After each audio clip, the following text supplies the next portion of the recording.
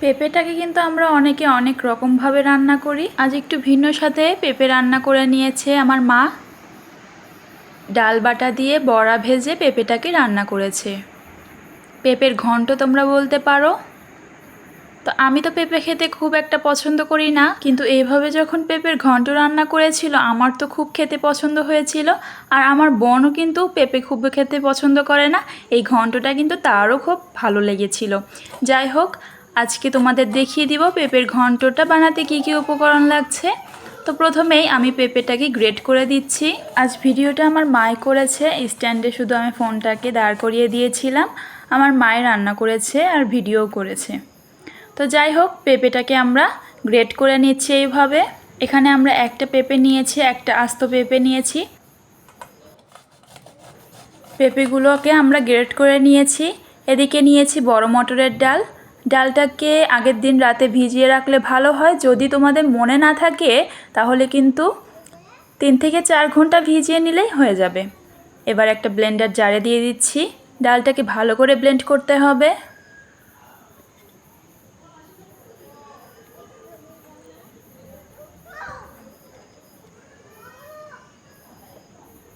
ডালটাকে আমরা ব্লেন্ড করে নিয়েছি। এবার একটি পাত্রে নামিয়ে নিব। এবার ভালো করে ফেটতে হবে যাতে ডালের যে আমরা বড়া বানাবো সেটা যাতে ভালো মতো ফোলে। দিয়ে দিচ্ছি একটু লবণ, হলুদ।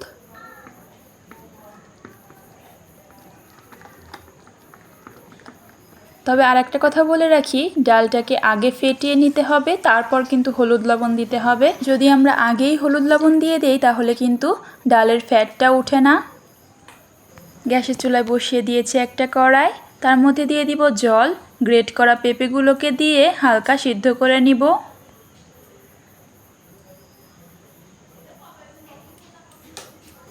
একটু নেড়েচেড়ে ঢাকা দিয়ে রেখে দিব 10 থেকে 15 মিনিটের জন্য। 15 মিনিট পর আমরা ঢাকা তুলে নিচ্ছি। গ্যাসের ফ্লেমটা একদম মিডিয়ামে রেখেছিলাম।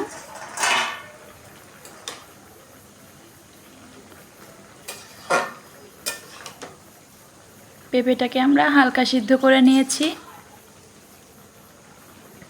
এবার একটা ঝুড়ির সাহায্যে পেঁপেটাকে তুলে নিব।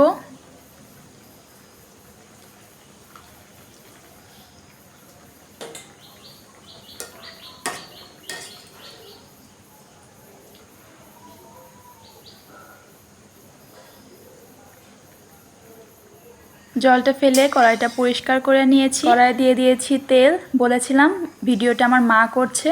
তেল যখন দিয়েছে তখন ভিডিওটা অন করতেই সে ভুলে গিয়েছিল। তো যাই হোক, তেলটা গরম হয়ে গেলেই এক এক করে ডালের বড়াগুলো ভেজে নিব। খুবই সহজ পদ্ধতি, সময়ও কম লাগে। তোমরাও কিন্তু বাড়িতে ট্রাই করতে পারো। এখন কিন্তু বাজারে পেঁপের দামও একটু কম আছে, তোমরা এভাবে বানিয়ে ট্রাই করতে পারো।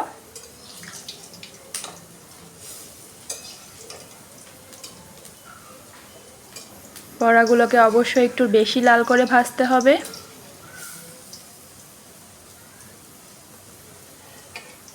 একটু সময় লাগবে, তবে একটু লাল করে ভেজে নিলে খেতে মজা লাগবে।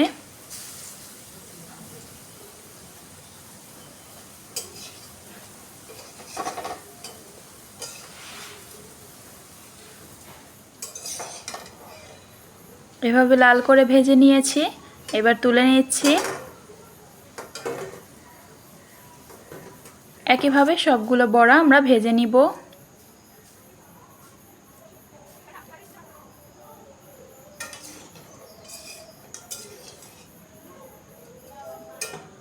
বড়াগুলো ভাজা হয়ে গেলে তুলে নিচ্ছি। তোমরা দেখতে পেলে তেলটাও কিন্তু খুব একটা লাগে না। ডালের বড়া কিন্তু তেল চুষে নেয় না, তেলটা কিন্তু থেকেই যায়। একই তেলে শুকনো লঙ্কা, তেজপাতা দিয়ে দিচ্ছি আর ফোড়নে দিয়ে দিচ্ছি 5 ফোড়ন। কেটে রাখা আলু দিয়ে দিব।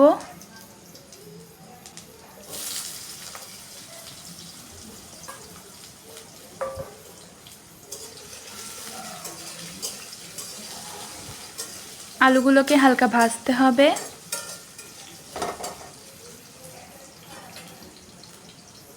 দিয়ে দিব লবণ, হলুদ,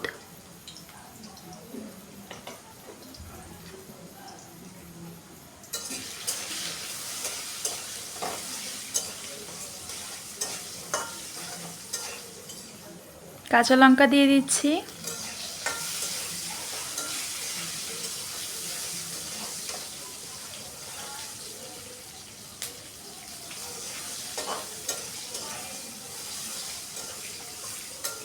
আলুগুলোকে লাল করে ভাজা হয়ে গেলেই সিদ্ধ করা পেঁপেটা দিয়ে দিব।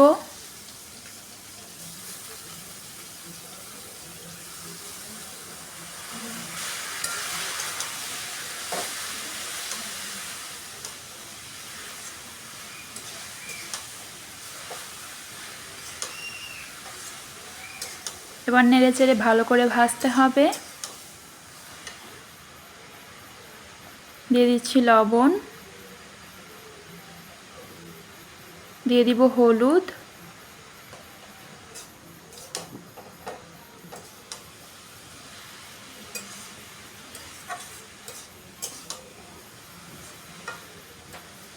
বেশ কিছুক্ষণ নাড়াচাড়া করার পর ভেজে রাখা বড়াগুলো দিয়ে দিব।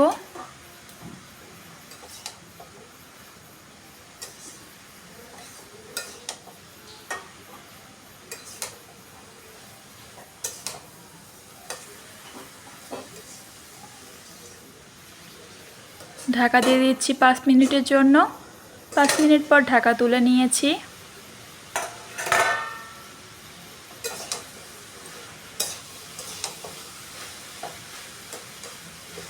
আমাদের ডালের বড়াগুলো কিন্তু একটু ভেঙে ভেঙে দিতে হবে। আমরা আবারও 5 মিনিটের জন্য ঢাকা দিয়ে দিব। 5 মিনিট পর ঢাকা তুলে নিচ্ছি। ঢাকা দিয়ে দিলে আলুগুলো নরম হয়ে যাবে এবং পেঁপের কাঁচা গন্ধটাও চলে যাবে।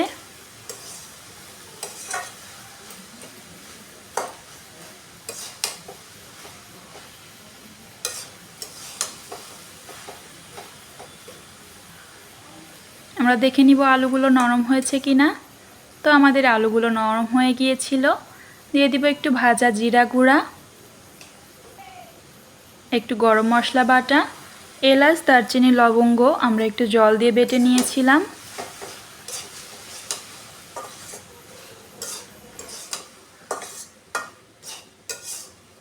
মশলাটাকে ভালো মতো মিশানো হয়ে গেলে দিয়ে দিব একটু চিনি।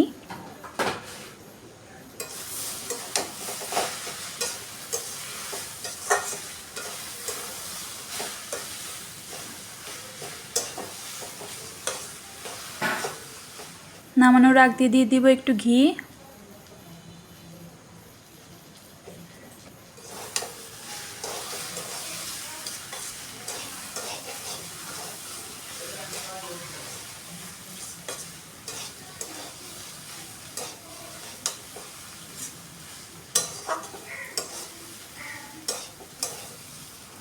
একটু নাড়াচাড়া করে নামিয়ে নিয়ে পরিবেশন করলে রেডি। ঝরঝরে ভাতের সাথে কিন্তু এই পেঁপের ঘন্ট খেতে কিন্তু অনেক মজা হয়েছিল।